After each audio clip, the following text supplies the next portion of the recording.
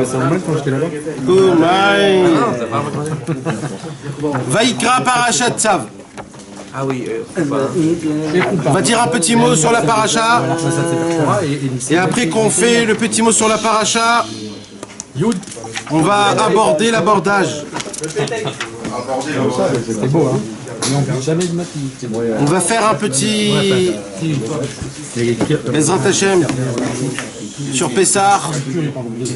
En vérité, c'est un petit peu avant de Pessah. On va parler ce qu'il faut parler. Ezrat Hashem. Ok. Alors, dans notre paracha de la semaine, paracha de Tzav, c'est une paracha où on parle énormément de korbanot. Énormément. Ouais. Toute la paracha, en fait, c'est des korbanot. Maintenant, c'est quoi les korbanot? C'était des sacrifices. On prenait des bêtes. Cette bête, normalement, elle représente moi. Elle représente la personne qui amène la bête. Et au lieu que c'est moi qui pars en sacrifice pour Hachem, c'est la bête qui part en sacrifice pour moi. En fonction de la faute. Ou des fois, c'est pas que des fautes. Ouais. Des fois, c'est des remerciements. Tu veux remercier Hachem, tu donnes un korban Toda.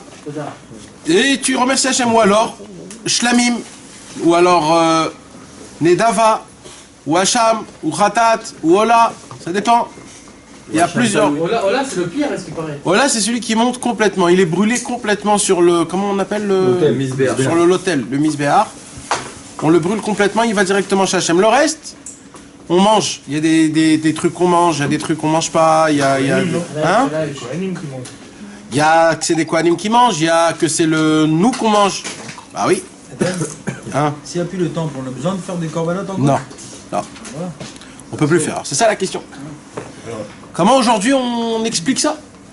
Comment on peut alors? Oui, mais c'est la Torah, elle est vraie tout le temps. Donc comment on peut expliquer le korban aujourd'hui? Je veux dire, qu'est-ce que ça nous apporte à nous aujourd'hui? Le korban aujourd'hui, dans l'ancien temps, aujourd'hui il n'y en a pas. Aujourd'hui il n'y en a pas. Mais quand on le lit, c'est que c'est remplacé par la prière.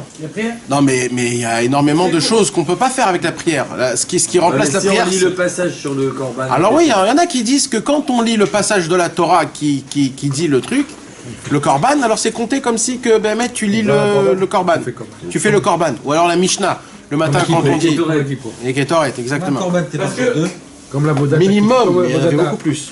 Dans la base de base, c'est le matin et le soir. De matin au soir. Comme si on faisait. C'est à partir du moment où tu fais korban dans les prières, c'est Yeratson et juste avant le.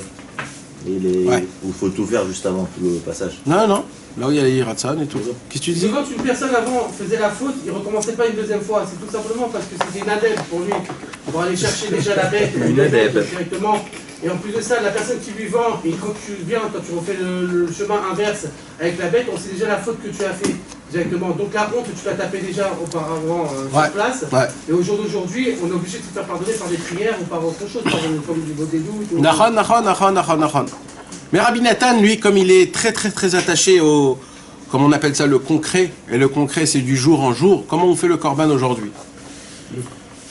La prière. La chala qui normalement doit brûler quand la femme elle prélève de... Ouais. C'est pas un petit peu ce lignan-là? Non. La shrita? Non, on brûle la chala pour une autre raison complètement. La shrita? Ça fait un petit siman genre de... Non. Le lignan de la chala, c'est parce qu'à l'époque, la chala, on l'amenait au temple et la chala, elle est pure. Elle est kadosh. Okay. Et tout ce qui est kadosh, tu peux pas utiliser. Tu peux pas utiliser. C'est pas à toi, c'est à Hachem. Alors qu'est-ce que tu vas faire de ça? Tu peux que brûler, donc tu brûles. C'est tout. Pareil pour le maaser. Le maaser, normalement, quand on achète par exemple des fruits et des légumes qui n'ont pas été prélevés, parce qu'il faut prélever 1/100 ou 1/10, ça dépend. D'accord? Quand ils n'ont pas été prélevés, quand tu prélèves normalement, c'est pas pour toi, pour le Kohen ou pour le Lévi.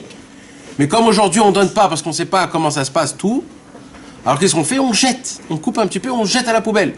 Pourquoi on jette à la poubelle? Parce qu'on ne sait pas comment donner, qui gérer, comment, etc.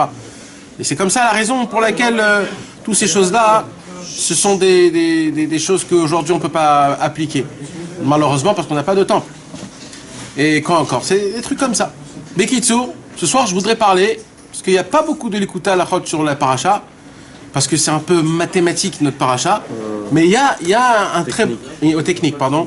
Mais il y a un... Shalom Aleichem. Shalom Aleichem, Jérémie Cohen. Et par contre... On parlait de toi. Par contre, je voudrais parler, il y a un très beau écouté à la chok, mes amis, qui nous apprend une très très belle leçon, Mamash, qui nous apprend beaucoup de choses très importantes. C'est quoi? La shrita. Non, c'est le Korban Toda. C'est quoi le Korban Toda? Le Korban qu'on a amené pour faire remercier Akadosh Baruch Hu d'une chose qu'on a eue. Donc qu'est-ce qui se passe? Quand un homme il a eu quelque chose qu'il voudrait remercier Hachem, normalement, c'est quand qu'on amène un Korban Toda pour 4 raisons. C'est quoi les 4 raisons? C'est les 4 raisons pour lesquelles on fait le Birkat Agomel. Vous vous rappelez du Birkat Agomel? Oui. Quand on est en voyage et qu'on passe sur la mer, quand on a été malade et qu'on s'est rétabli, quand on est passé le désert et qu'on est vivant, et quand on était malade et qu'on est... Quand on sort de prison. Quand tu sors de prison, pardon, quand tu sors de prison, d'accord? Et après un divorce. Sorti de prison. Donc ce sont les 4 raisons pour lesquelles on doit faire le Birkat Agomel. Mais pourquoi on fait le Birkat Agomel? Parce que de base, à l'époque, on amenait un Korban Toda. Un Korban Toda, un remerciement de Akadosh Baruch Hu, comme quoi Akadosh Baruch Hu, il nous a sauvés. D'accord? Maintenant, à l'époque, tout celui qui voulait remercier Hachem, de chaque raison, pour aucune raison, pour quelle raison qu'il veut, il devait emmener un petit sacrifice. Il devait emmener un sacrifice à Akadosh Baruch Hu, Beth Amikdash, au temple, et là-bas, il faisait le Korban Toda. Ok, mes amis? Ok.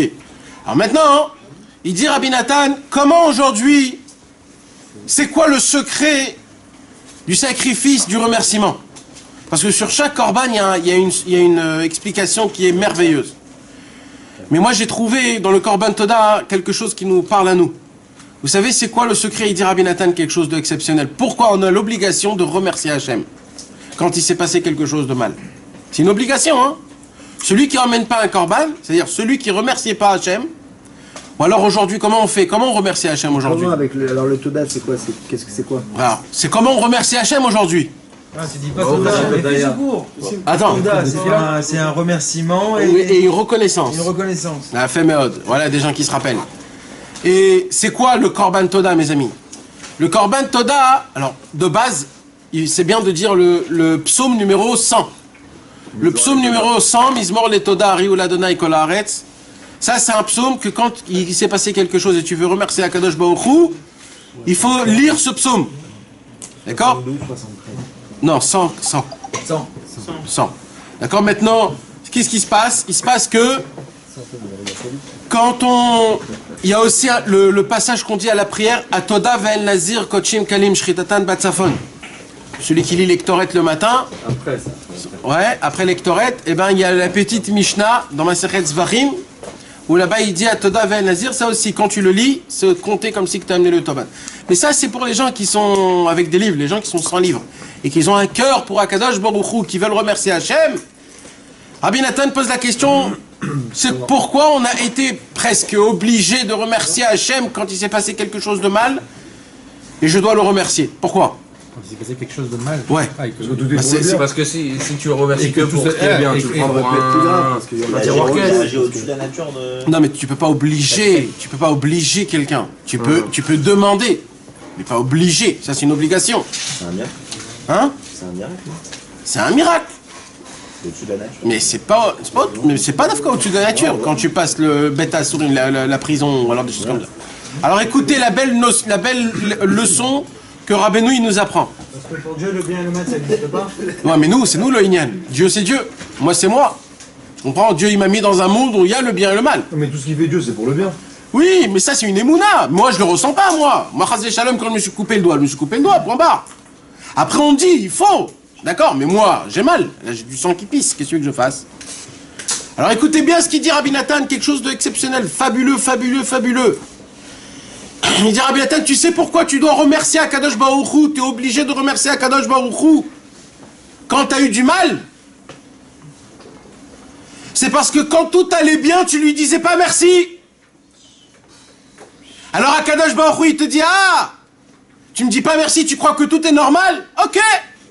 Tu vas venir à 4 pattes en me disant vraiment merci pour une vraie chose.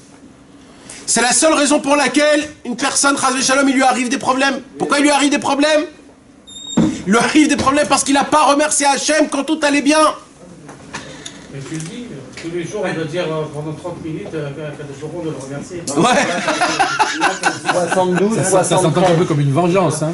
Ouais, c'est pas une vengeance. C'est ça. Tout ce monde-ci, écoute bien Eric, tout ce monde-ci, c'est une étude. C'est un limoud.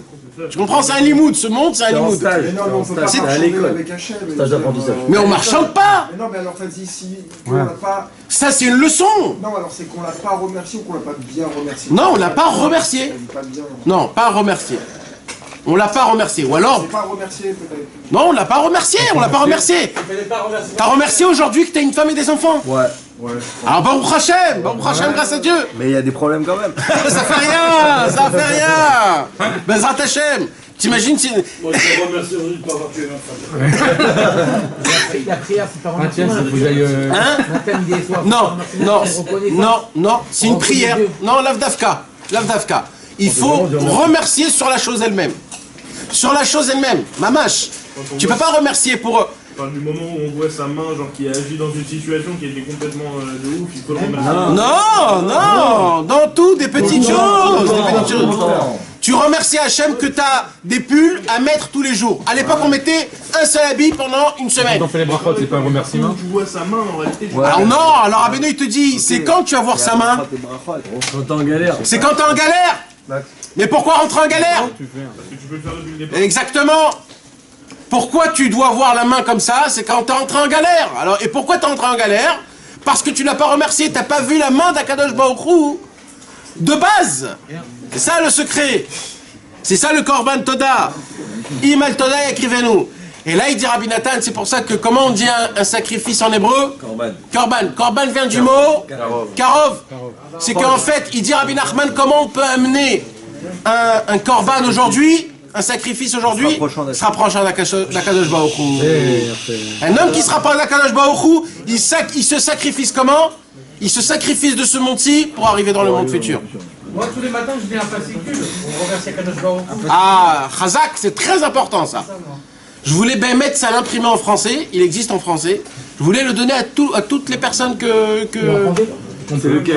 Le remerciement qu'on dit en français, Toda, Toda, Toda, Toda, c'est tellement important, c'est tellement important, génial. J'ai pris en photo. Ah, Nachon, Nachon.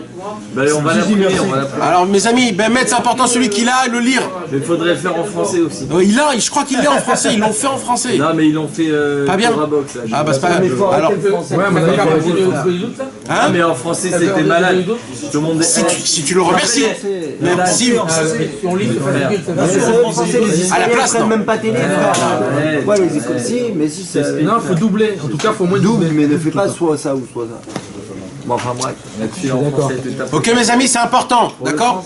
Ça c'était pour notre petite Introduction. introduction, le paracha de la semaine.